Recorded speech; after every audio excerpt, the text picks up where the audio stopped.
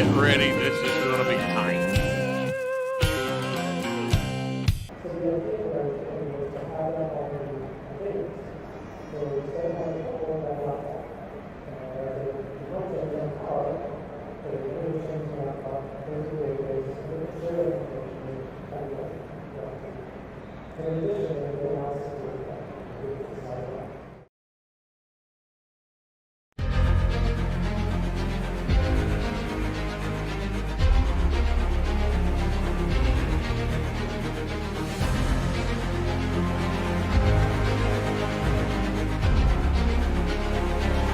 This is fantastic. This is GT racing right now. He's got traction, he got rid of the outside, both of them! Maloney! Oh, he's taking Anderson. Anderson's up to Oh my God! Big crash! Oh my goodness, half the field's gonna get rolled! It's very close. These guys are want to make their way through the field very quickly.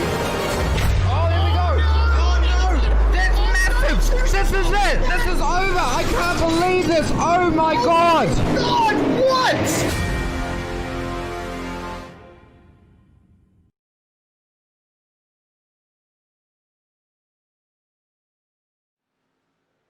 Place your bets and see if you've played your cards right, because we're at Las Vegas Motor Speedway for round 29 of the NASCAR iRacing series here on the iRacing Esports Network.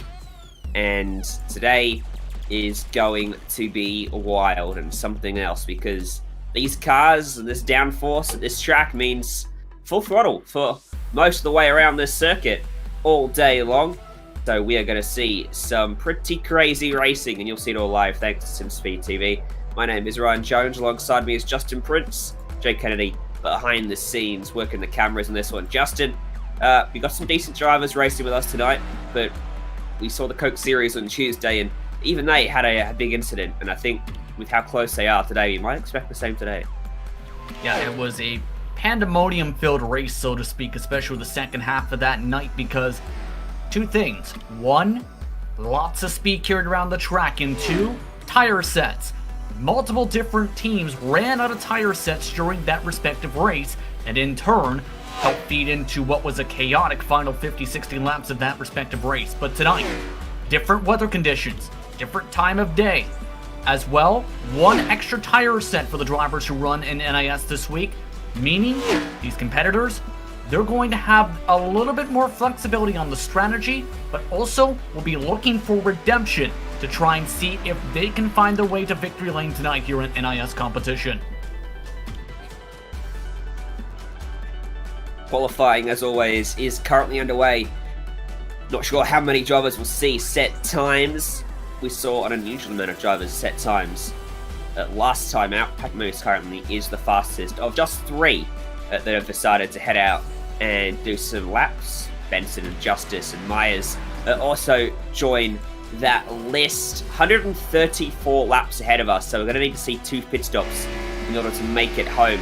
And as you mentioned, one extra set of tyres means that might not be quite as big of an issue as it was in the Cup Series, but if we have a caution at 5 or so laps before that critical lap, which is somewhere around lap 70, would you say, Justin? It might spice things up a bit. Yeah, might open up a little bit of that strategy card. The most drivers who felt like they could make for the Coke race on Tuesday was about 62 laps. But it's not quite as simple here. Some drivers have stretched it up to 64-ish laps in a open competition this week, with it being a bit of a hotter racetrack and in turn not going as quickly as you would in the pack for the nighttime. In other words, there's a lot of possible ways you can play this. Some drivers may go with the Coke strategy of going 40 to 45 per run and split the race evenly in thirds. Others may go 50-50 and then finish the run in 34 laps if it goes green. Others may go as long as they can and then hope for a caution in the late going and try and save some sets or get some track position. There's various ways you can play it as a driver tonight. But the main thing has to be noticed though and said. If you do not have your setup dialed in perfectly to not only save the tires, but carry enough momentum and speed in the corners and in turn enough drag down the straightaways or reduce said drag, you're going backwards tonight. Because the top teams have limited their tire wear to about maybe 25% at the very most during 40-lap runs.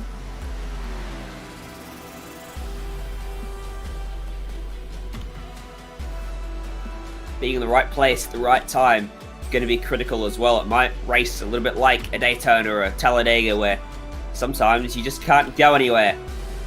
If they're all stacked up in front of you side by side and you've got your foot flat to the floor, you've got to make sure you're picking the right line when things start to get moving.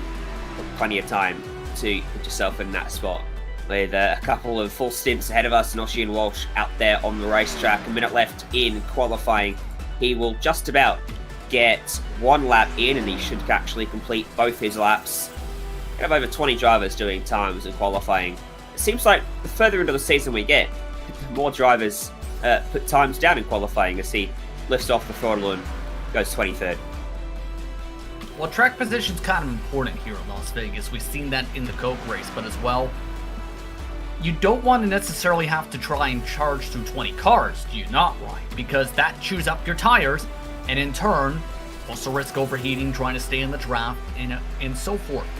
In other words, it's much easier as a driver tonight to try and plan things out if you start, say, in the 8th position than 28th spot, because in that case, you're going to have tough sledding to try and make sure you do it cleanly.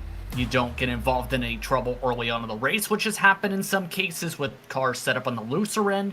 And in turn, it's going to be important to make sure you are as safe as possible to compete up towards the front tonight. This is how they line up. Boyd Hogan has snatched pole by 0.02 of a second from James Mullins, who will start on his outside. Daniel Wilborn and Cecil Green occupy the second row of the grid. Blake Neer and Brad Davies starting 5th and 6th. Seth Knoll and Cale Gale starting 7th and 8th. Justin Levine and Keith Bridgman on row 5. JD Willis starts 11th tonight for Nexus Esports. He'll start alongside one of the ERG cars. It's Jonathan Hernandez. Kyle Mayer's one of the drivers tonight from Phase 2, starting 13th with Patrick Moose in 14th. Joshua Campbell starts in 15th with Jason Brophy in 16th. Tyler Justice and Sean Powell, the teammates, start 17th and 18th. Johnny Baldridge, Jeep in the field tonight, starts in 19th. He'll start alongside Matthew Benson, who's in 20th. Matt Forcarper and Mike Bruno on row 11 ahead of Ossie and Walsh and Jesse Atchison. Timu Twaker starts 25th. Michael Guest on his outside. Kane Cook and Justin Botello 27th to 28th. Harrison Lyon and Samuel Roush round out your top 30, rounding out your field. You've got Ashton Crowder, Jesse Atchison, Michael Guest, Kane Cook, Harrison Lyon. So the actual starting grid is slightly different to what came up on your screen there. But either way, 23 drivers set times. The rest were set by iRatings. Weather conditions reasonably cool out there, actually. Not going to struggle too much in terms of a greasy track. It's a little past 4 p.m. in sim time, so they'll be finishing well and truly before the sun goes down. And I don't expect the tracks to get much hotter as well. It's in that stage of the afternoon where it only gets cooler. That's been actually one of the more difficult things to try and plan around, because in the A Opens this week, it's been around on average the 93-degree range. So most teams have been able to have to build more grip into these cars to be able to handle the speeds and not burn the tires up in the cooler temperatures. Those winds as well, keep in mind, could cause some turbulence around the track tonight, gusting already as high as 20 miles an hour in sim. That could cause some chaos in the corners for stabilization, as well as some struggles down the straightaways. Yeah, 31 kilometers an hour in terms of the measurement I recognize. It is very strong. You're right, so that is going to wreak havoc. It could also increase the speeds at one end of the racetrack compared to the other, with a bit of a tailwind pushing them along as we roll off on our formation lap, and we are almost ready for our 134 lap game of roulette around Vegas. Going to be very key to try and get important positions early on. Some of the teams are built up to be more on the long run, as in once you get 15, 20 laps in, we'll see a lot of cars start to charge. Others are going to be more set up for the very short run and start to fall off. So If you are some of these competitors, don't be surprised to see some 2 to 3 wide early on. For others, they may elect to just let people go and then pick everyone off one by one, especially if we get green flag pit stops tonight. This is going to be fun. It's Boyd Hogan who's got himself on the pole at Las Vegas. The iRacing.com Ford Mustang is going to dive out of the way, and he will be in control of the field. Coming to the green, up through the gears, and away we go, racing from Vegas.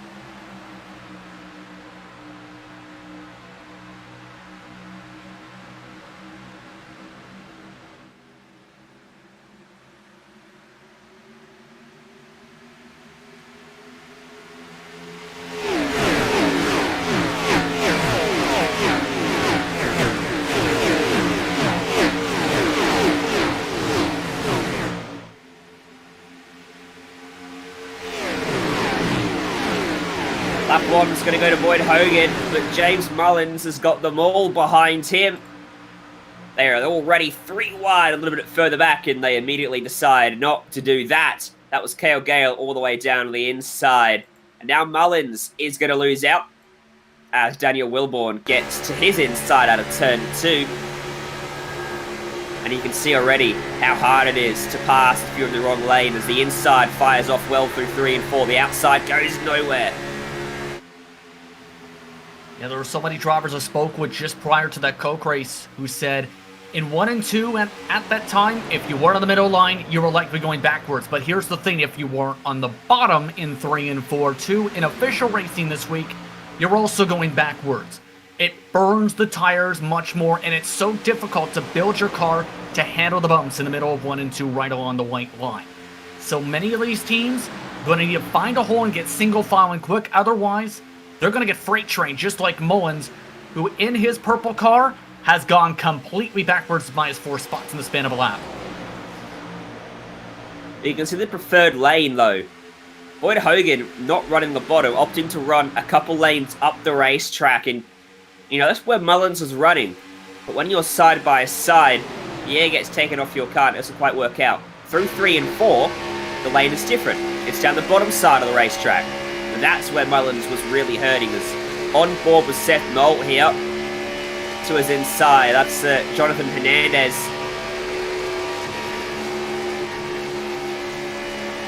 That's one of the ERG machines, Esport Racing Group, which has sent drivers to the Coke Series in the past with Knoll.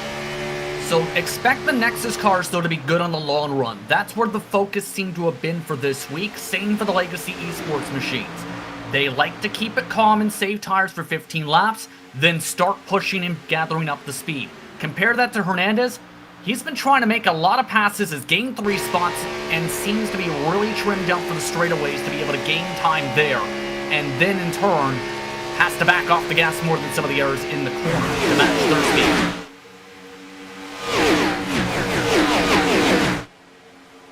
Whoa, someone's dived down the apron. Oh no, that's going to cause a big incident in turn 3. Caution's going to come out.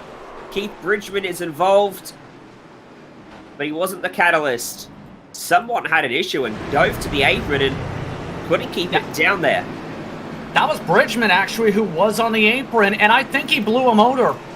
That was one of the main concerns on Tuesday with how hot some of the cars got in the 290s in some cases. But down the back straightaway here, just popped the motor into the corner, and then once he tried to get it on the apron to get out of the way, just went back, crossed the track, and just right up into the traffic. Just hit the bumps. And the number 4 car there was left with nowhere to go. Who was that? JD Willis. And he went for a big tumble, so his day, you would expect, will be done as well. This was his view of it. There was nothing he could do. To quote what he said on the radio, "Welp, there's nothing you can do when that happens in front of you." Where one of the main things that you have to think about when you lose a motor like that is a lot of times you lose the feel in the steering wheel, especially with the most recent builds this year. You lose that feeling, it becomes very hard to get it out of the way and try and keep it straight. Just seemed like part of that case. We've had mixed pit calls, though. Many of your lead cars stayed out, but others electing to take fuel only, and a couple their first set of tires that we talked about with that flexibility tonight.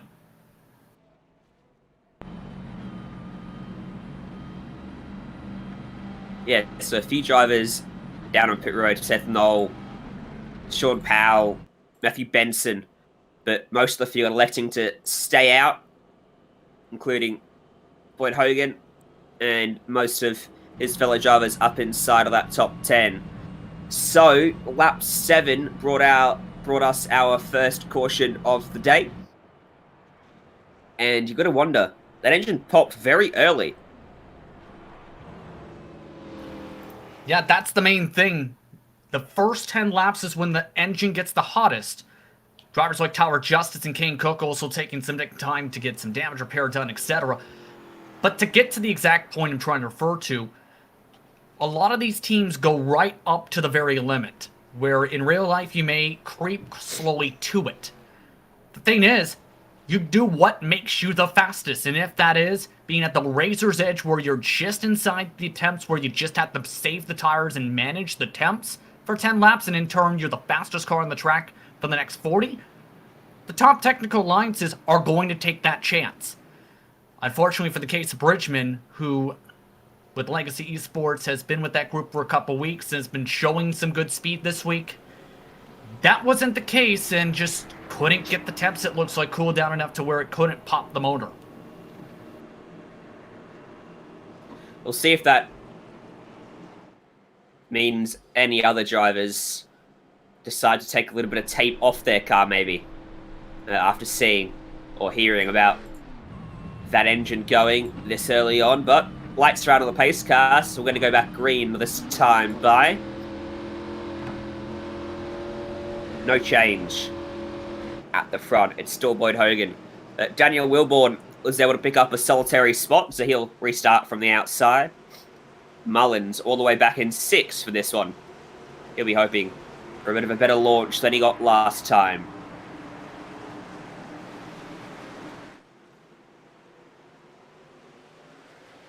Green flag's going to wave. Racing once again, and a bad launch for Daniel Wilborn.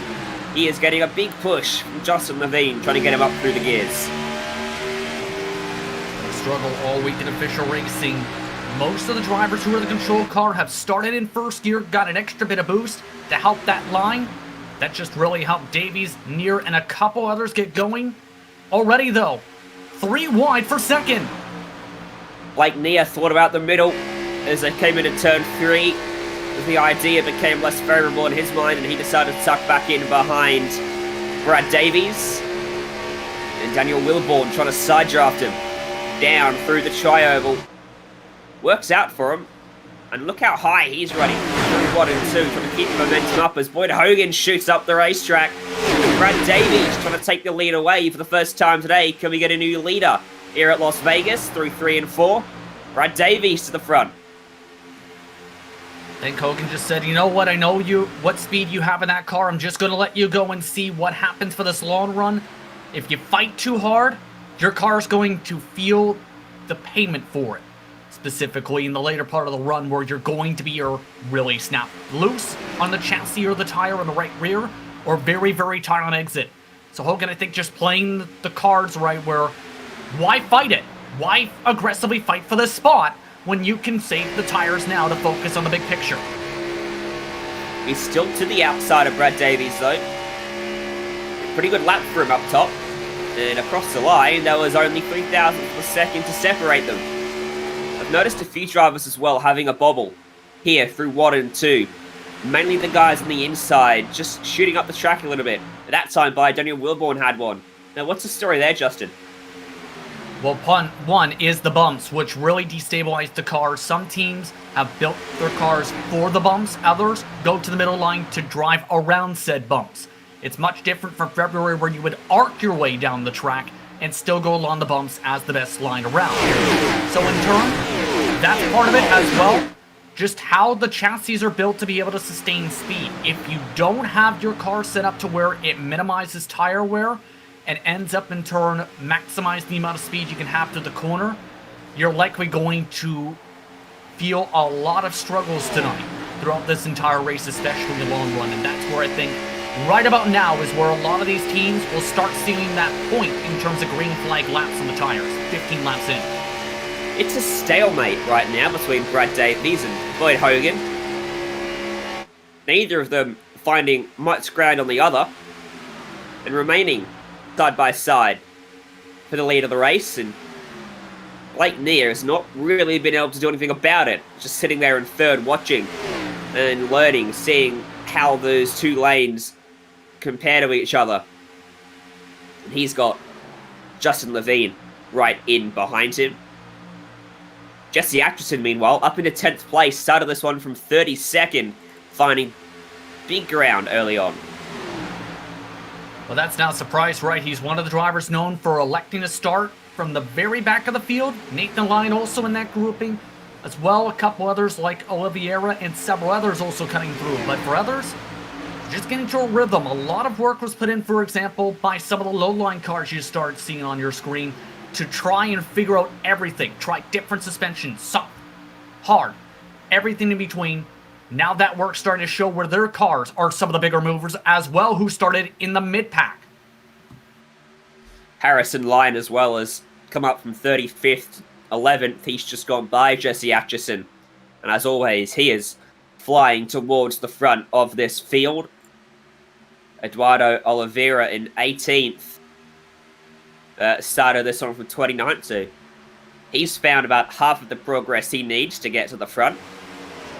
So keep an eye on those three as we get further into this run. Well, it isn't a surprise to see drivers like Lyon and company come in, right? We've seen it several times. There's also the fact that, pick this up from a couple different groups and technical alliances, where you have different variations for different scenarios, where they may have something where it's very high downforce, something that is more quick on the straightaways and you have to let it roll in the corners. There's different philosophies you have for different scenarios. It's almost like a retro / old school format where back in the day where you would have more fixed weather scenarios before the dynamic track and dynamic weather came in, where you'd have a setup for a 78 air temp, a setup for an 85 air temp, a 73 air temp.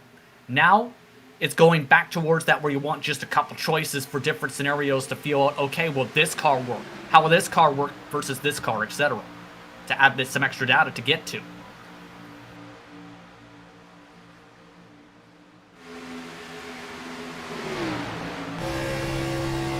We're on board right now with Cecil Green, who's also gone backwards a little bit since the start of this race. Just like James Mullins, started 4th, but now back there in 12th position. That was Cale Gale going by. Now that Cecil's got back in line down low, we'll be hoping to regain some of that lost momentum and maybe try to work on moving forward again. Speaking of forward, Blake Neer has got Patrick Moose trying to do just that. Levine's got by him already, so Blake Neer not showing quite as much pace as maybe he did at the very start of this stint. And again, I think it's just where you start having to crack the throttle a little bit more than your competitors. You're likely going backwards, because the second you lose that preferred line, you're going to get potentially freight trained once again.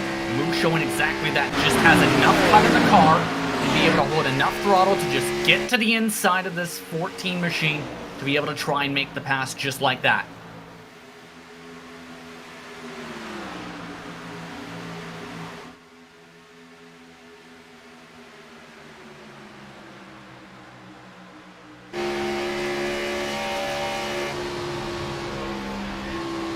I wonder if anyone's just starting to save a bit of fuel on this one, Justin. You said that the fuel knows about 62 laps. It's a 134 lap race. There's no way anyone can save enough to stretch it to 1. Not in my mind or imagination. If we get a caution towards that mark, wouldn't be surprised to see drivers play that game, but honestly, it's going to be way too risky to try and save, because we're talking about 134 laps. You split up the race up the middle, that's about 10 laps out of the window, up to. You're not going to make it if you try and save that much amount of fuel, and it's going to lose you so much time on the racetrack. This whole lead pack, by the way, is some of the closest we've seen all week on iRacing in NIS competition. Thursday, it was more spread apart, where you had groupings of cars spread apart half the track. Tonight, already, just 25 laps in, first to 32nd, 6.6 seconds among them.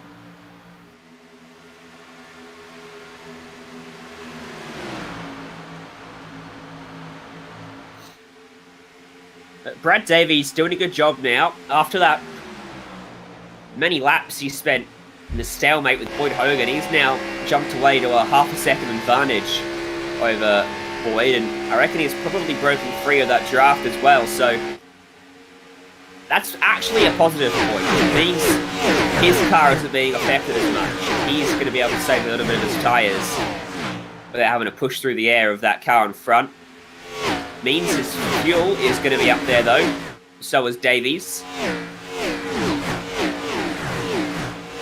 I'm not concerned about the fuel, it's more so one, tires, and two. Can you as a competitor keep up? Because the thing I'm noticing from Davies to Hogan right now at this point of the run is Davies has better drive off, where it comes down to the chassis, but also how you build the car for the aerodynamics. And Davies is just able to just lift the touch, hit the gas hard, pull back anytime he loads in the apex, and gain another 1 or 2 100ths of a second. Compare that to groupings like this. These drivers are about in the 2s right now. The lead cars, they're in the flats for 31 seconds. You got to consider the field spread as well, don't you? Back here where Harrison, Lyon, Hernandez, Mullins are, they're racing other cars and they're not able to take the line they want to take, which means they're losing a bit of time there.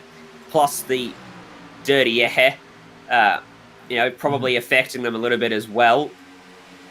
Sometimes you see some very fast cars buried in the pack, unable to make progress purely because they're in traffic.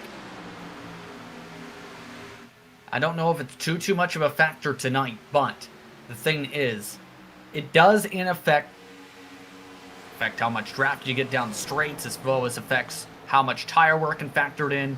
It's not as bad as in the past, but for drivers who did not adjust to the data, this, for example, just today it seemed, a lot of teams went and changed their philosophies. They're going backwards. Hernandez, who we've seen, is going backwards. Drivers like back here, they're trying to go 2-3 wide to try and figure out where they want to go. Keep in mind, just about everyone who hit for tires or ended up going down, except for Cale Gale, have struggled to even get through this pack of cars. This is Michael Guest in this big pack, and he shoots the middle there.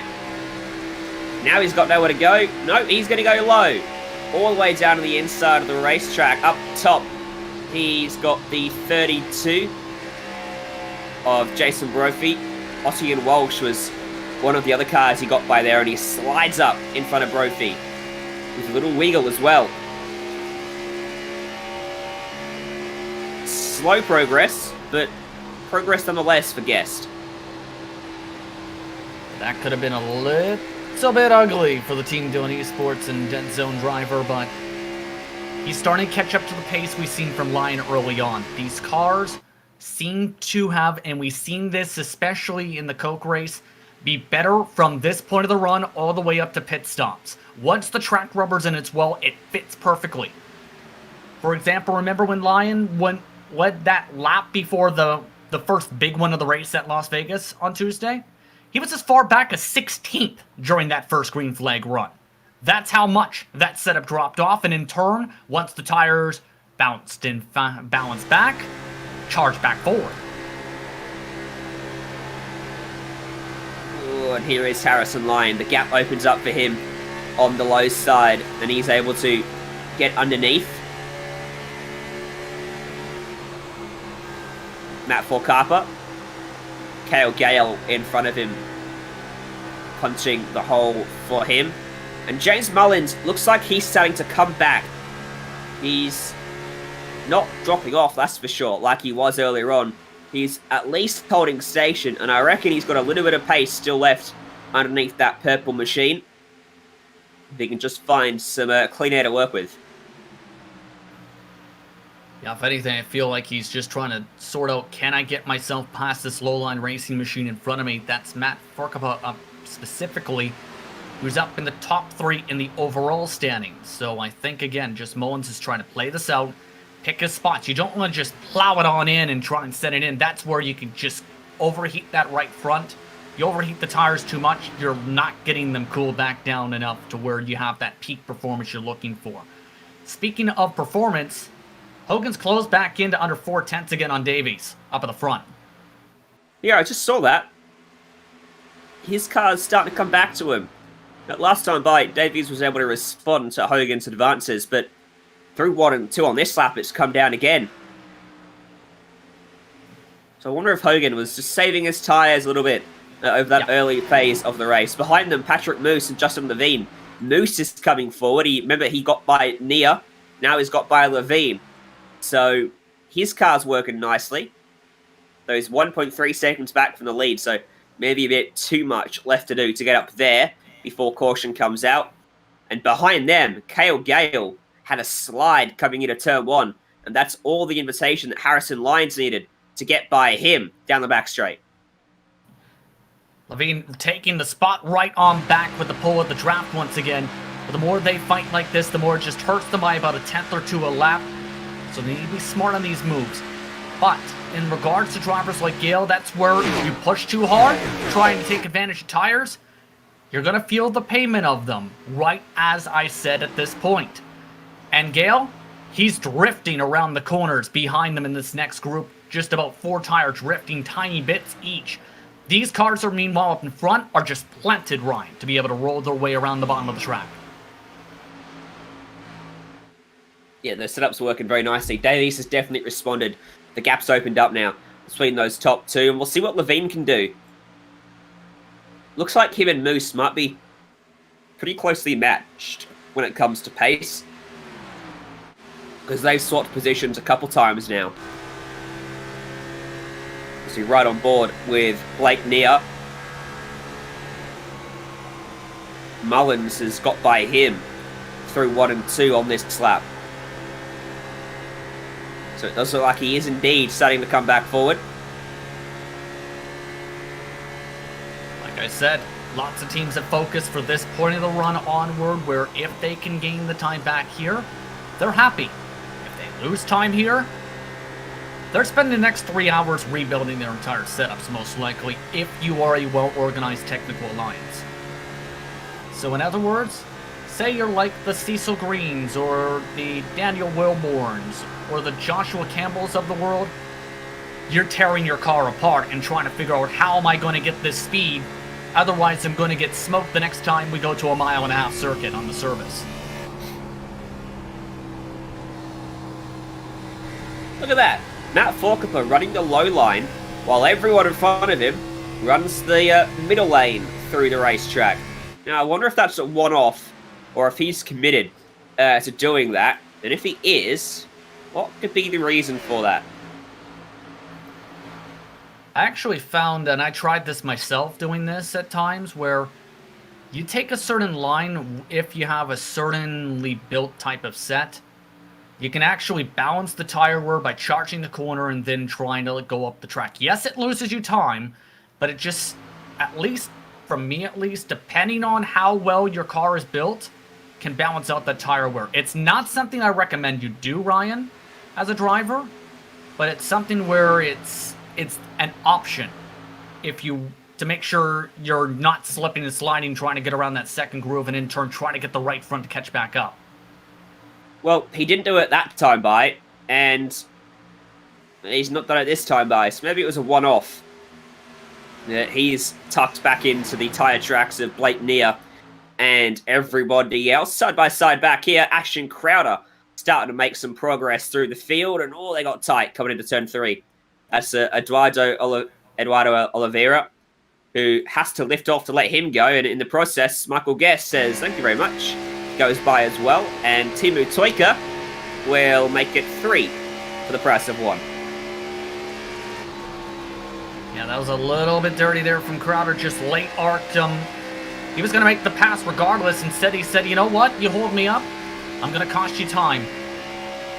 Now the question's going to be what if he does it again to Seth Noel coming up here. He is your Wednesday night NIS winner, should know.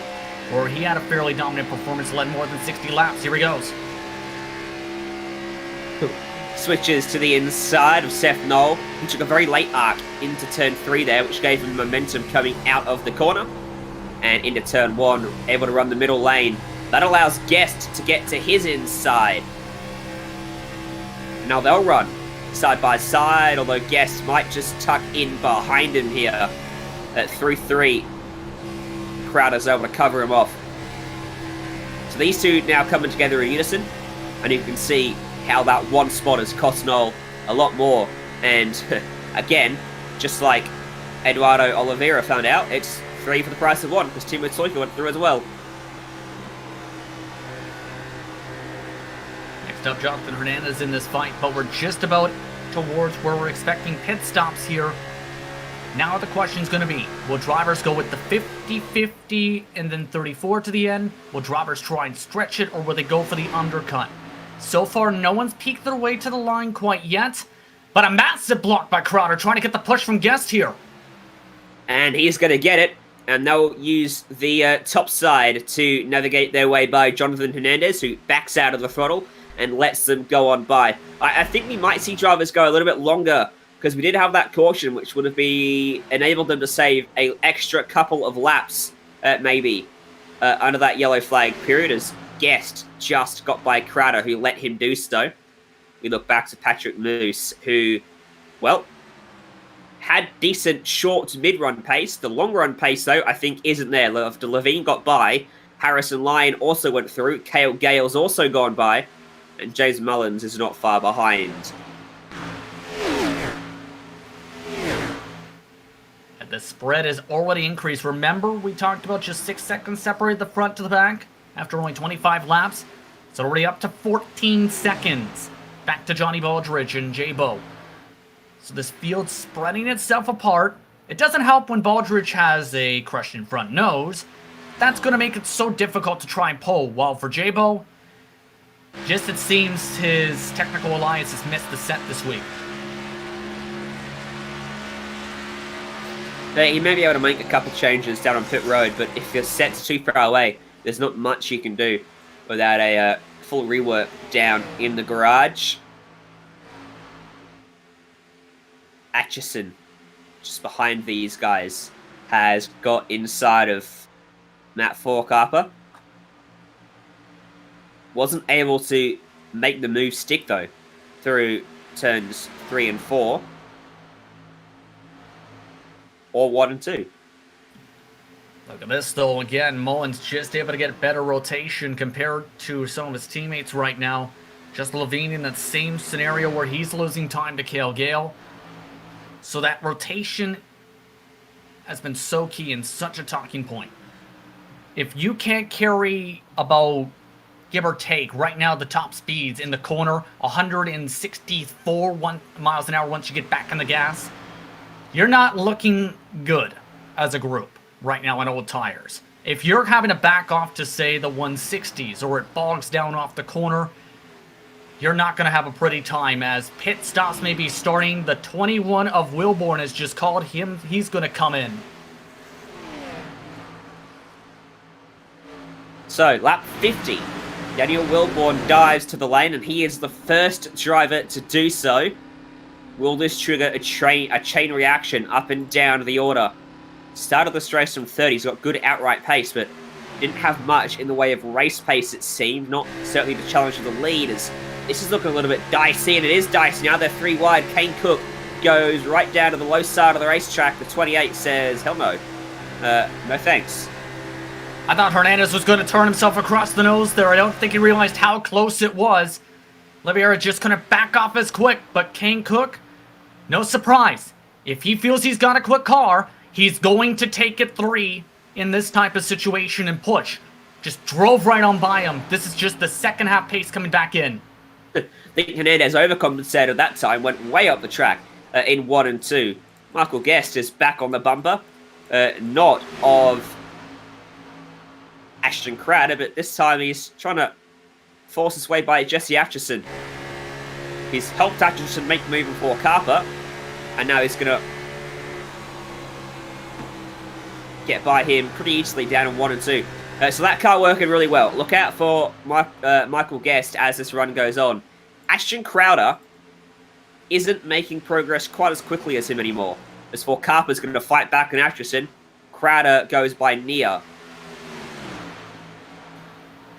I don't know if the Legacy card this week is as strong as the Darlington car, and to be quite frank so far, just seems to be just about a half a tenth, maybe a quarter tenth quicker per lap on average, some of their cars, and that in turn is allowing them to close up the gap to the point where Lyon's already within the draft nearly avoid Hogan up at the front.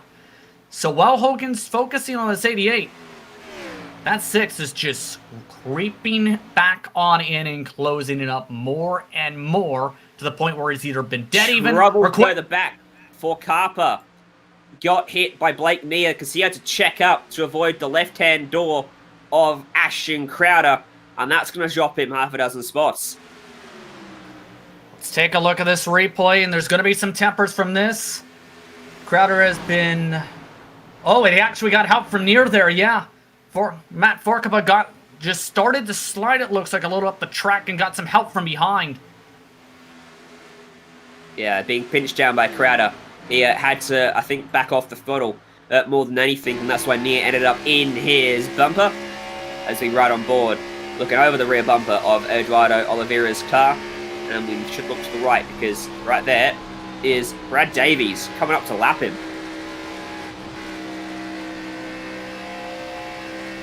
Although, maybe there's 288 cars on the racetrack. Yeah, yes there is. Jonathan Hernandez is also an 88 car, by the way. But, to be specific on this, it's looking like everyone's just trying to stretch it here. I'm looking at the data right now, the numbers maybe can get to just about halfway, but again, it's not enough to make it on the gas. In fact, Davies is coming in this time. He's pressed the button, here he goes. Hand out the window. Figuratively speaking. So he takes that low lane, and he hits the brake pedal and tries to get it wound down as he hooks it to the left and hits pit road speed perfectly. Expect Boyd Hogan, Harrison Lyon to come in this time by as well. In response to that. Don't want to leave themselves vulnerable to the undercut here.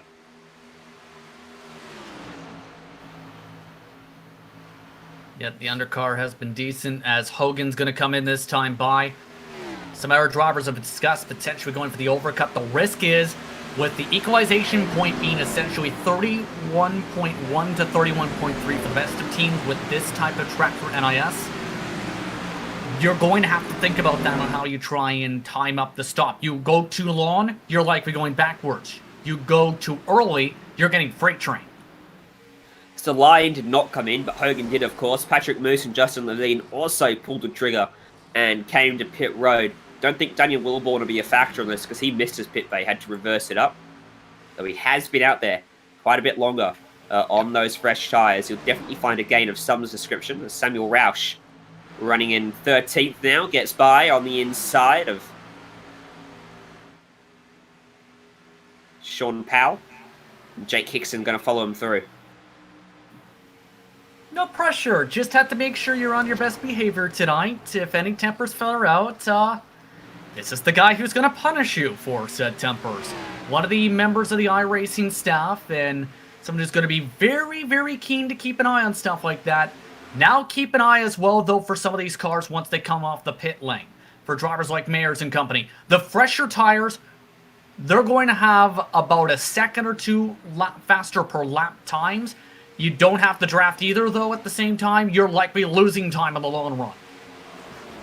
Well, they've got to get by all those slower cars. And Justin Levine says, I'll take the express route on the inside and go by 3 of you with ease. Patrick Moose will do the same thing behind him through 3 and 4, and they'll give him the room.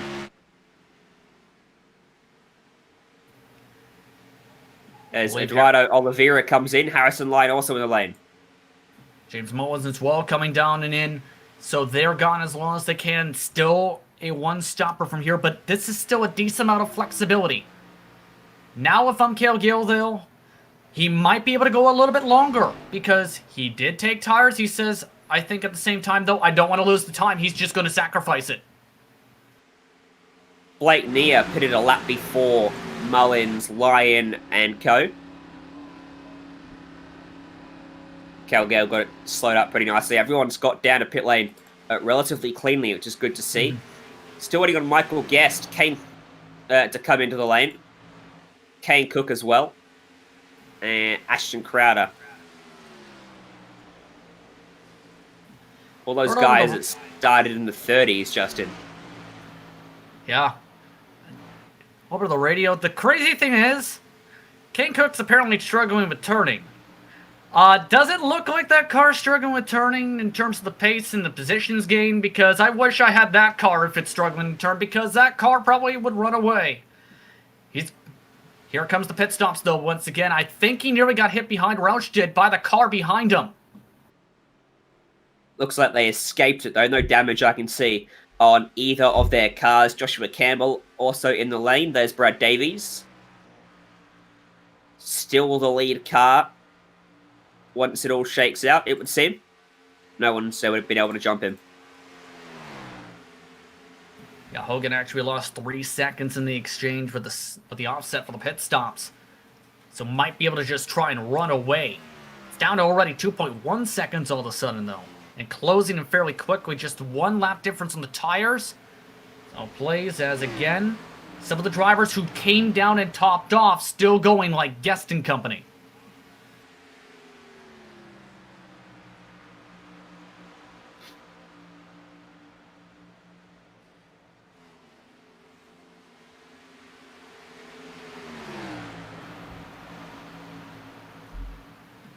You know what? I think we may have just seen something here, Ryan, with this. You know how we talked about drivers who stayed on the track? Yeah. Looking at the numbers, 59 laps in, they might be able to somehow sneak away with a one-stop if they save the fuel. This is why they haven't pit yet. This may be one of the smartest calls of the race of the season. If they can get the car and there are 3-4 laps, it's doable. I'd like to go on the record as saying I broached this idea earlier on and you shut me down. Yeah, because I didn't think it was, again, possible because of the differences on the distance on fuel. But if you save it in terms of gas and don't push, it's doable somewhat. We talked about how you'd lose a lot of time right now. I don't know if it's going to be the winning call, but it's a call that can save you 34 seconds in the pit lane at minimum at the end of this race. So if they're going to make it home, I think lap 70 would be the pit window for them. I think that's the furthest they can even try making, unless they've been clutch and coasting here, at least in the mid-run. It might explain why drivers like Cook took their time to get through the field here. They're going to do it, aren't they? Lap 69. So, now, this is good, but if a caution comes out, they're going to get buried.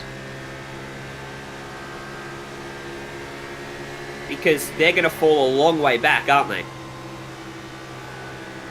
Whoa. There goes the 8. Picking his way through on fresh tyres. You'll see James Mullins appear to the right-hand side as well in a minute. There he is. There goes. See that? Just going to have to let him on cleanly. Just let off and... Well, not do that. That could have been close. But if they were clutching coasting in the traffic, this may have been a big brain play. It's high risk, high reward, though, like you said, because if there's a caution after they take the stop, and that it's going to be difficult. They're coming next time by, and that's going to be just enough maybe to get them to make it on fuel. Done 71 laps, 64 to go when they pit. We had a 4-lap caution period. If they get a late caution, they'll be golden, because they'll have come through on their fresh rubber by that time. And because Crowder and Guest topped off, at the very least, they have an extra set. So if we get a caution, they're going to be golden if they want to take that. Here they go. Wow, look at Kane Cook. Ultra committed. Didn't get it slowed down. He was locked up after the line, but I think he had got it slowed up and straight into their pit bays almost straight away. Crowder, wow. He must have been right on the marks there. I thought for sure he'd slid through his bay, and they are joined as well by Matthew Benson and Sean Powell. Everyone has now pitted. So now this is going to get interesting to see once everyone has to come down here in about 25 laps or so. Can whoever's on fresher tires reel in the cars who are going for the one stop now in the span of 34 laps? This changes a lot here for this.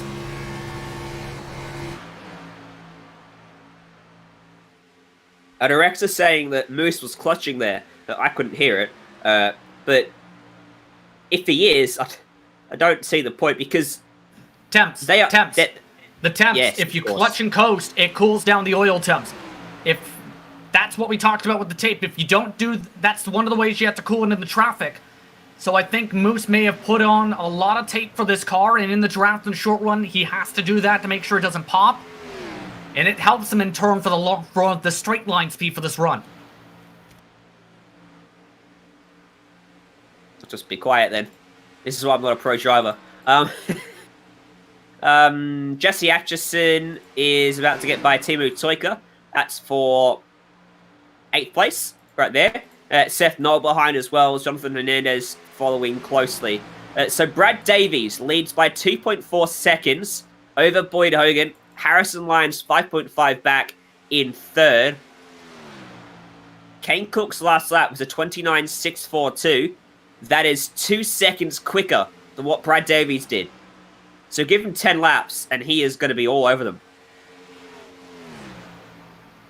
Eventually, it's going to bounce back if it stays this way, though, with the green flag run. But the trends have said there's been at least a couple cautions per race. There hasn't been just one in a top split race so far this week. You got to think eventually someone's going to make a mistake here, especially with the difference on calls and how difficult this track has been. But the downside to that philosophy, if you're some of these drivers wanting to get on a fair and even playing field again, is everyone spread themselves out a decent bit for positions. It's just lap traffic management that could cause chaos.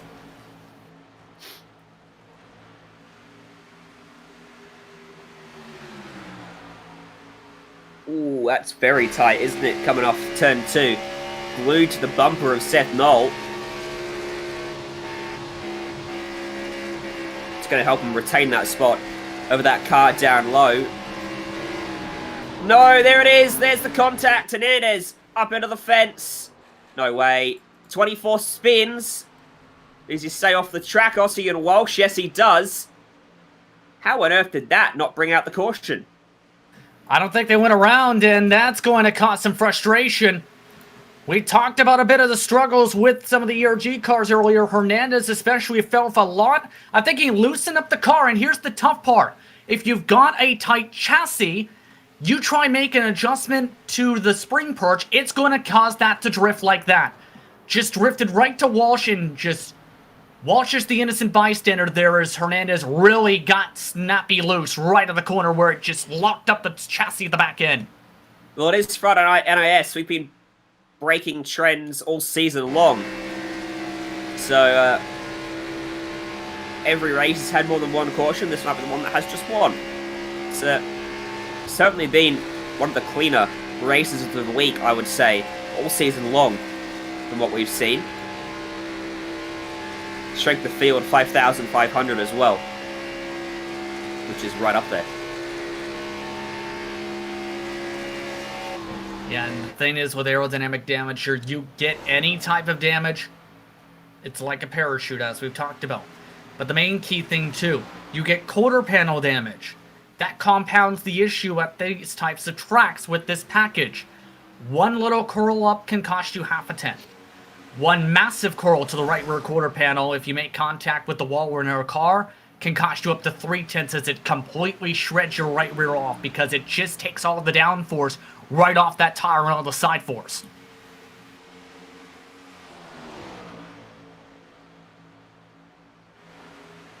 Kel Gale starting to put some pressure on the back of the number 12, James Mullins. Mullins opting to use that apron down there through the chiver, which is perfectly legal. Only places you can't dip below the line is where it's a yellow line, such as at Daytona and Talladega. Keith Bridgman down on the bottom side, just getting out of the way. He's 63 laps down. Yep, that is the time it takes, by the way, to replace a full motor. 31 minutes as, oh boy. Looks like Cale Gale's now starting to get that little loose sensation we talked about that we just seen with Hernandez, their 4-tire drifting.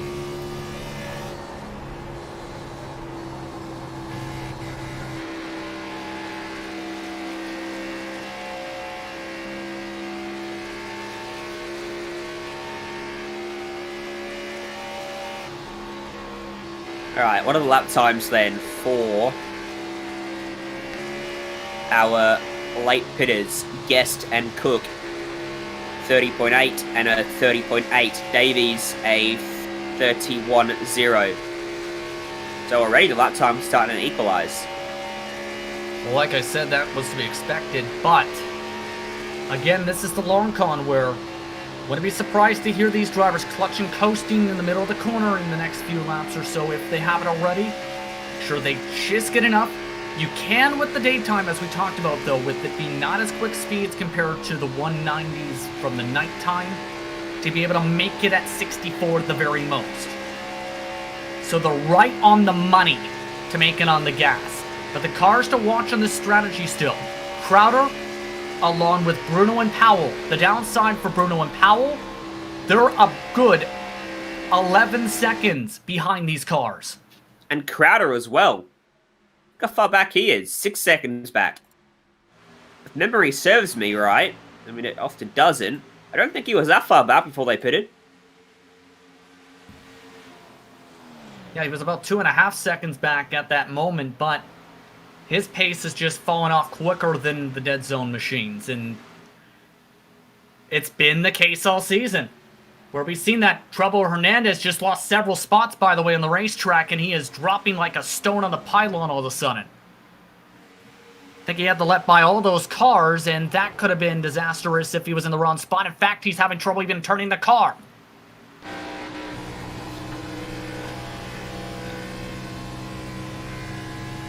Yeah, it looks like the toe's completely knocked out of the thing. Wonder if that's going to bring him down to pit road. Yeah, that car is definitely going to be hurt for the rest of this race.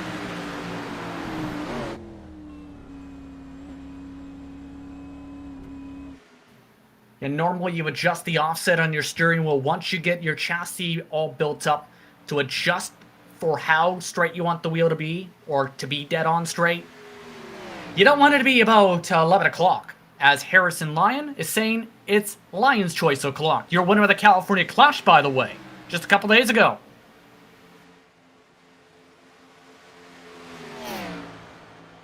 How's this going to work out then? Harrison Lyon's been coming good all race long. How often have we seen this?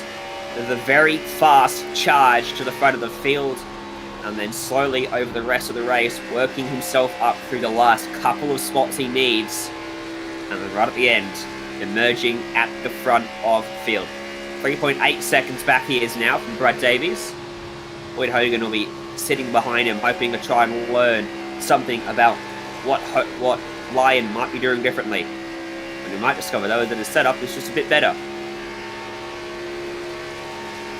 And that's the tough part when it comes to building setups, you know, where top teams and technical alliances will spend up to, in some cases, 3,000 laps of track.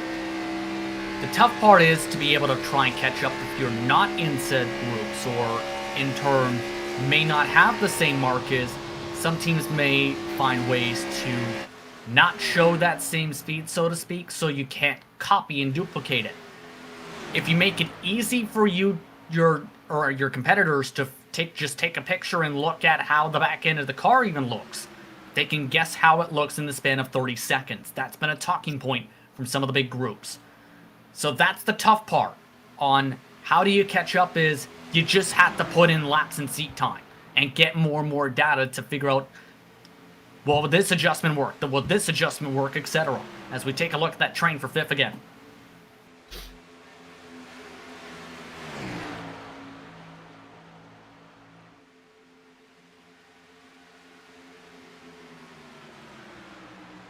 Mullins, by the way, is back inside the top 5 after his early dip in pace. He just found his way by Levine and Gale. I can't say Gale without also saying Kale. I mean, Cale Gale, you have to remember that major win back in the day where he fought hard with Kyle Busch at Homestead. Rear world driver, ran his own technical alliance at one point. Now part of Bobby Dale Earnhardt's Legacy Esports, a big part of their program where a lot of their drivers are real world competitors.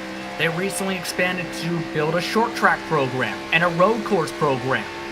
One of their drivers, in fact, will be racing in the Truck Series next year. So this is a team, again, on the rise, in part because of having people like this who have the real world knowledge to help the team grow and get the connections it wants to get where it wants to be. 6th place for him. It's a solid run. Started 8th, showing nice consistent pace all through this one. 42 to go. How far away are we from seeing those 2-stop drivers, which is most of the field, making the next dive to the lane? I would have to think in about maybe 6 laps we start seeing the window open up. We may see a lot of drivers try and stretch in, and that shouldn't be a surprise though, because you get a caution flag, you might be able to pin some cars a lap down, and most of the drivers in turn would have to take tires. So I think we start seeing the calls come in pretty quickly. Others, I wouldn't be surprised to see them try and stretch as long as they can, hoping and praying for a yellow flag to get them equalization and bunch everyone back up. They got to give themselves enough time, don't they? That if they stay green, they can catch back up as much as they could.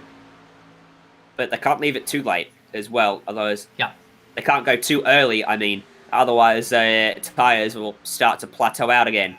Looking at how far back Kane Cook is, 19 seconds. That gap's gotten bigger. Well, so part traffic is wreaking havoc, isn't it? Well, that was what we talked about earlier, right? The traffic's going to hold you up if you reach them in the wrong spots where you're going to have to lift. At the same time, they might be thinking, you know what? May as well just clutch and coast, sacrifice time, make sure they'll have enough time to get to the end of the gas. Because with the deltas, and not including the apex off the corner, mind you, for the pit lane, and down on that apron on 1 and 2, they're going to have about a cushion of maybe 40 plus seconds to work with. There's Justin Levine, though, and Boyd Hogan just opened up the pit window. Well, there we go. 38 to go. We're seeing drivers making their second stop of the race. Remember as well that we had a caution in that first run. Can Guest and Cook make it without a caution on the second stage of the race? It's not guaranteed. Especially with some of the craziness we've seen and knowing some of the temperament of some of the drivers in some of the races. I think part of the thing that's helping the balance still is having Samuel Roush in here, because if someone starts arguing over the radio, that's going to get shut down quick tonight compared to some of the earlier races this week.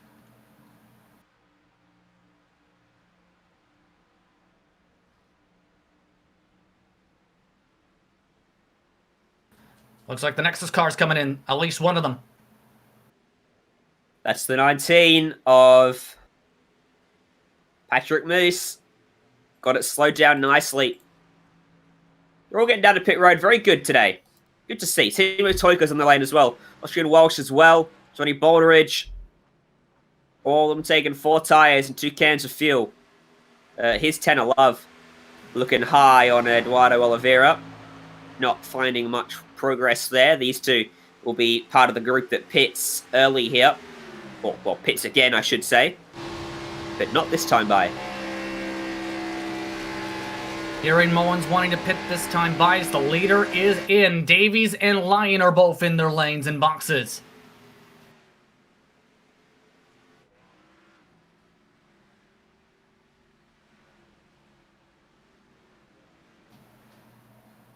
So this will put Cale Gale back in the race lead once again. Oh!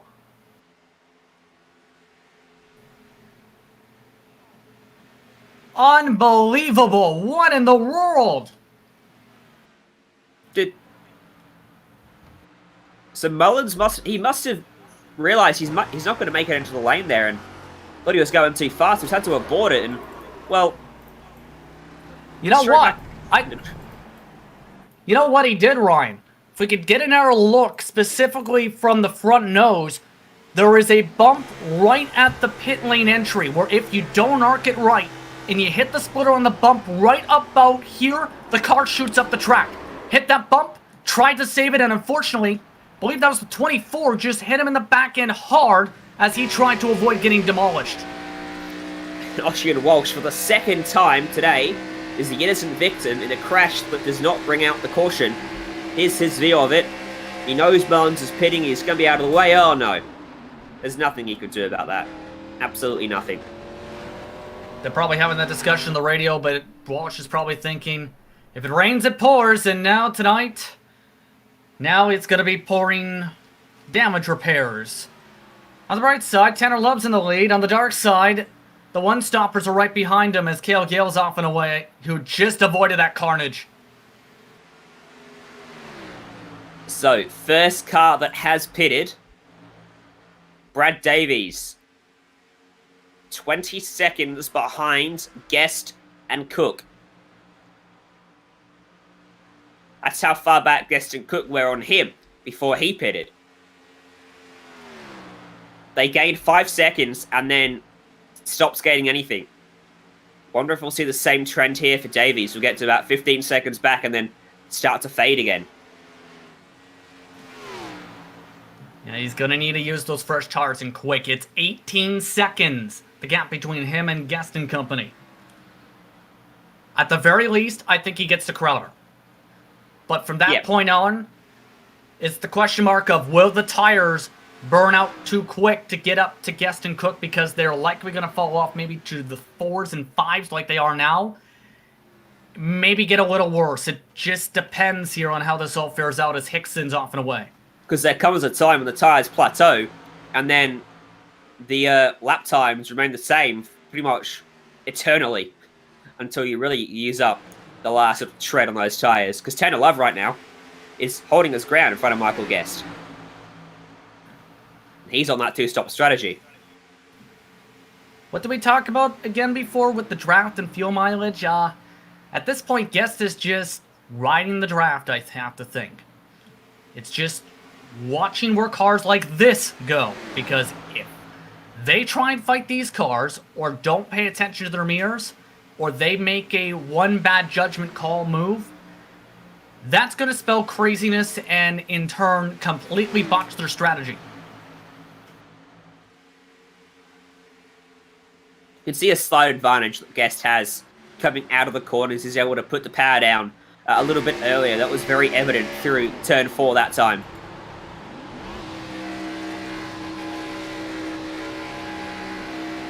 Yeah, you can hear onboard Guest really still clutching, coasting to try and make sure. Tanner Love now coming in, though. They're going to lose their drafting friend. Brad Davies, 13 seconds back. Still coming quick. Love, just about going to get into the lane. As Kane Cook gets to the inside of Michael Guest, taking the lead away.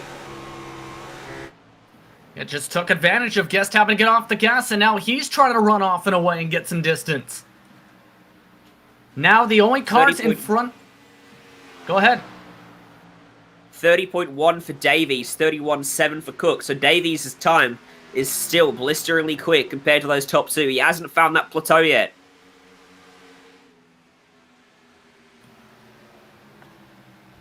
Yeah, all the drivers in front at this point, to the fresher tires at this point, are the ones on the one stop. Powell and Benson, they've already been freight trained by Davies. This is going to get very close. Davies may get there in the final 15 laps or so, maybe 10 to go, based on the pace that he's running and if there's the fall-off we're expecting. Right now, though, if he keeps this up, he's going to get there before we even reach 15 to go, I think. He is flying. Kane Cook is running away from Michael Guest. He's got half a second in hand over him already. 8 seconds back to Crowder. He's really starting to fade. Davies again, 30.1. No drop off at all. And he's only a second behind Ashton Crowder now.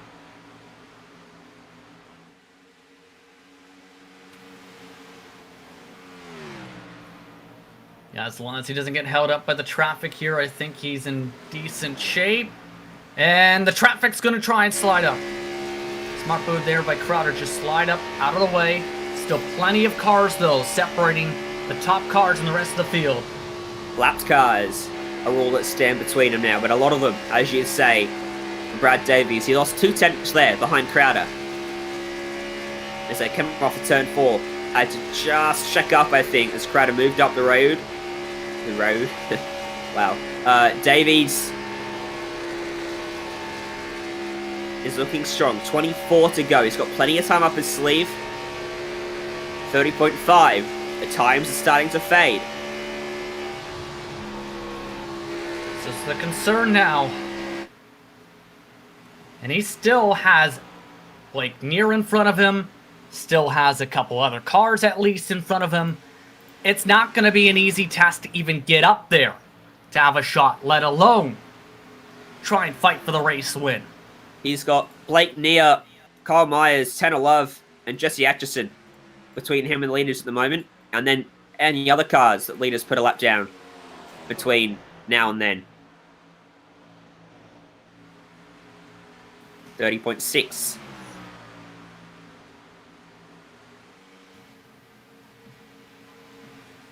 Just looking at all the stopwatches and the times right now. Some of the drivers like Tanner Love are still in the 29-second bracket who went for the overcut, but with how this race is played out, just 16 cars are on the lead lap. 16. So if there's a caution, that's going to really box in a lot of competitors. We've only had the one caution, and it's meant that the pace of the front runners is just completely overtaken those guys middle to backpack, whose pace might not be that bad, but field spread is just so big when you're running wide open for the early phases of the stint. There's Kane Cook. He's in traffic now as well. Gap's down to 5.9, but Davies is getting closer and closer to Cook's time. 30.8 for him, 31.3 for Cook. Only half a second between them now. Well, I guess it's not going to have an easy time here. Love and Atchison are trying to take him 3. Tanner Love down low. Atchison's got by as well. So that's held Guest up. That cost him a lot of time. And I think Guest just had started pushing right at that moment, but here's the downside. Kane Cook, I think, felt he was comfortable 5-10 laps ago, and that's why we've seen him try and get that buffer. Now, he's got that bubble. The thing is, 5 seconds and quickly shrinking is this gap now between P1, P2, and P3, down to 4.3. Davies and Guest were held up by Love and Atchison, but Brad Davies won't be, because they've gone and checked out. Oh, Atchison actually still behind Kane Cook and had to check up to avoid getting into him through turn 1. Being careful how he gets by him. Kane Cook should give him the inside through 3 and 4 here. He does, but that's going to hurt his time just a little bit. And we talked about how he felt he was too tight. Just couldn't get it cut down to the bottom of the track for the exit of 4 to be able to get the draft as much as I think he wanted. Still, at the very least, take a deep breath and know that he's got a technical alliance mate behind. The downside is he's got to know that this car is breathing down their necks and fast. 16 to go this time. Michael Guest, very quick last lap. Only 2/10 slower than Brad Davies. And starting to close back in on Kane Cook. If they start to battle, it is going to hand it straight to Davies on a platter. He'll close right up to them. So they've got to be very careful about how they go about battling if they start to close up any further. Then it's down now to just 2/10 the difference, but Davies has been very consistent all race. No mistakes, no slides at all, really. That thing's just been planted around the racetrack. And we see with the angle of the spoiler, it just seems like the way they set it up to where, yes, its angle to touch down the straights is enough where it's completely sealed by the time you get around the rest of the track.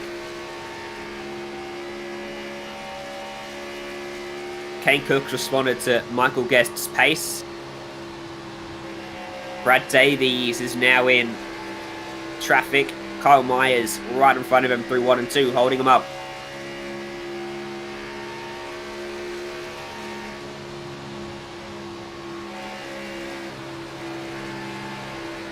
Yeah, this pinch right there, trying to avoid the lap car and give him space, is going to cost him about a couple hundredths. I think at this point, he's going to need to gain another 10th or so extra per lap to have a shot here. His pace dropped by a 10th, so did the top two, so there's still 2/10 between them, 3.7 seconds. The rest of the field isn't in the factor. 8 seconds back to Harrison, Lyon, Boyd Hogan, who are battling for 4th. Crowder's fallen to 12 seconds away, by the way, in 6th.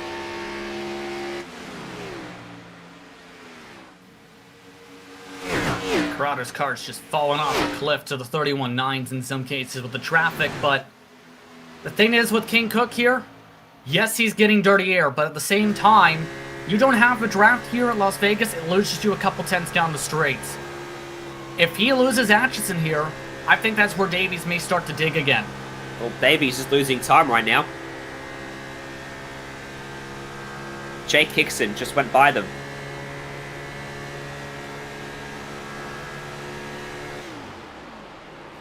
Crazy thing is, and you're seeing this on the onboard, not only is he still clutching, coasting, still close on the fuel mileage, but even when he isn't clutching, coasting, he has to pull down the straights, just the way that car has been set up for the downforce just is faster than Atchison on fresher tires, mind you. Just able to reel him on in and then sacrifice the time back to make sure he gets it on the gas and has enough gas to make the checkered here in the next 11 laps. Davies is lapping slower right now. Well, he was.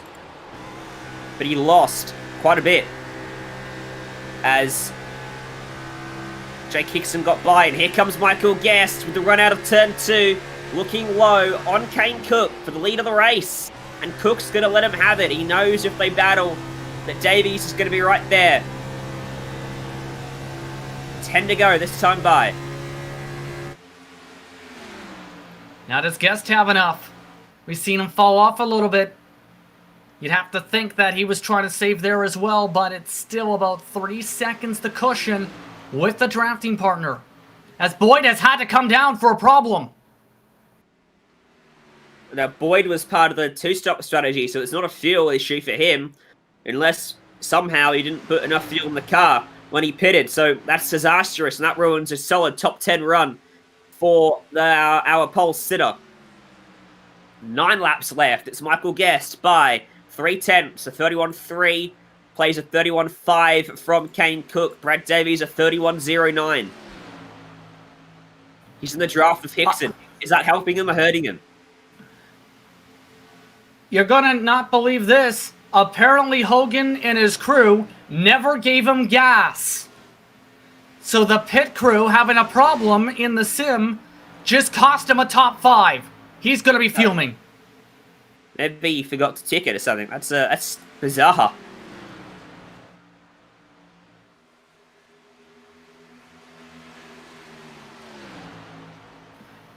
And apparently Cecil Green's in the same box. That's the same technical alliance. Something's going on with all these cars. What's going on here? They got someone up there playing crew chief, forgetting to hit yes on the fuel box. That is so strange for Hogan and Green, and disastrous as well. Ruins their day late on in the piece. 31.1 for Davies. 31.3 for Cook. 31.3 for Guest. More and more traffic as well. 2.6 seconds the gap. It's closing out a couple tenths. I think Davies knows that those cars up in front are still concerned on the gas. This is now his big shot to try and take this. This is going to be close. 4 tenths he gained that lap. Guest and Cook dropped off a bit as they got by Calvin Allison. For Carper's fading back towards Hickson and Davies now. That could hold both of them up. Hickson, of course, is a lap down, but he is towing Davies around the racetrack.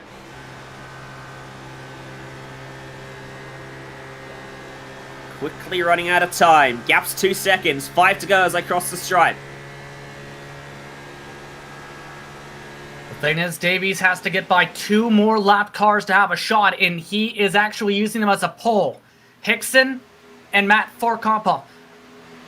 These 2 cars may be the deciding factor here if they hold him up at all at this point. They're helping him now get the draft, but once Green gets here, who's right behind here, that's where that time might dissipate, and that might cost him.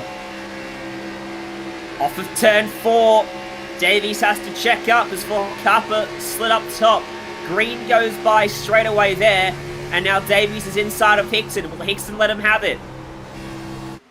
He might not want to because he's not in the lucky dog spot if a caution come out in the next couple of laps. But Davies goes by. Still managed to 31.1 on that last lap, but the gap's 1.8. It's not come down as much as it was the previous 3 or 4 laps. Yeah, that may be the difference right there with that. Getting by him, he still has to get by Calvin Allison too. Michael Guest is pulling away on Kane Cook. Cecil Green's gone by Cook. He's about to go by Guest as well.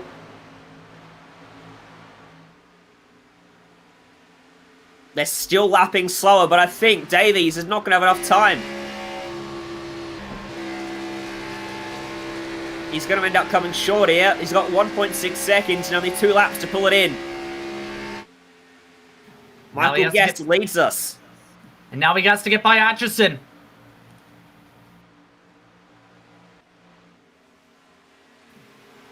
Thing is, will these guys have enough fuel? Because I think some of the other cars who are on the same strategy are starting to fall apart here. Coming through 3 and 4. Can Guest and Cook get it home? 1.5 seconds in hand over Davies, who's still closing. White flag is in the air. One more time around at Vegas.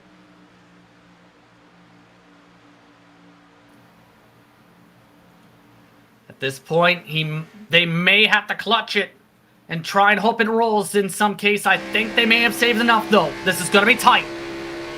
Down the back straight for the final time as Michael Guest by 3.5 tenths through 3 and 4. All looking good for the one-stop strategy for Guest and Cook, but Michael Guest out front as he comes to the line. Guest is going to win at Las Vegas. What a call. And that may have been the smartest call I've seen this season in NAS. What a job. Cale Gale and Justin Levine fighting to the line for 5th. Gale going to take it. Crowder ends up 7th.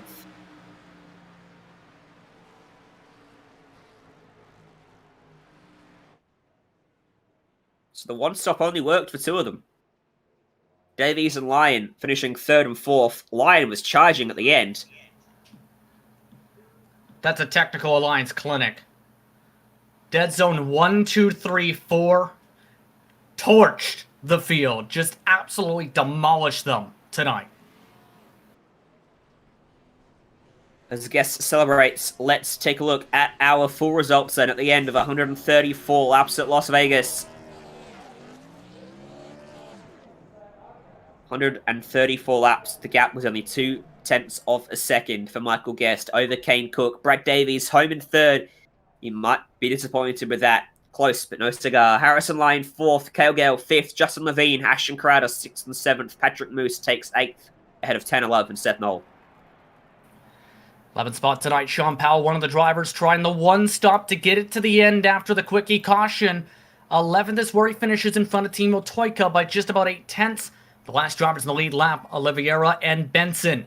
Jake Hickson, 1 lap down with Matt Forcapa, with Samuel Roush in 17th. Kyle Mayers, Blake Neer, and Boyd Hogan's not going to be happy here. A top 5 car. Doesn't get fuel put in the car for the finals to the race. Instead, he finishes in 20th. 21st, Calvin Allison, Jason Brophy, Joshua Campbell, Mike Bruno, Johnny Baldridge, and Cecil Green was the last car a lap down. Jesse Atchison, 27th, and then drivers with issues, Botello, Hernandez, James Mullins, Sheehan Walsh, Keith Bridgman, Daniel Wilborn, JD Willis, and Tyler Justice. Your 35-car field, starting 33rd and winning, Michael Guest, starting 34th and 2nd for Kane Cook, 35th and 4th for Harris and Lyon. Starting positions don't matter for those three.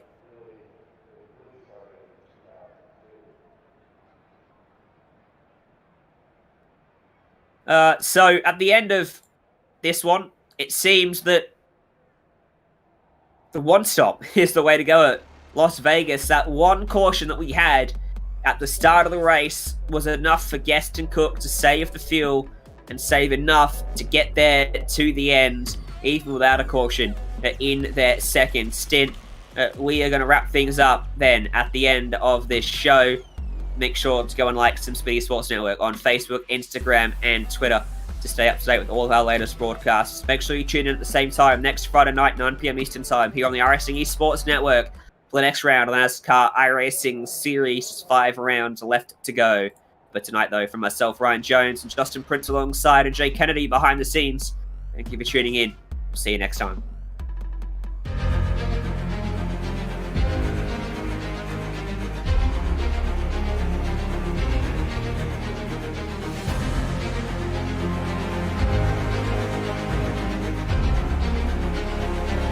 This is fantastic. This is GT racing right now. He's got traction. He's over the outside of both of them. Maloney. Oh, he's taking Anderson. Anderson's upside down. Oh my God. Oh, big crash. Oh my goodness. Half the field's going to get rolled. Second very close. These guys I want to make their way through the field very quickly. Oh, there we go. Oh no. That's massive. This is it. This is over. I can't believe this. Oh my God. God, what?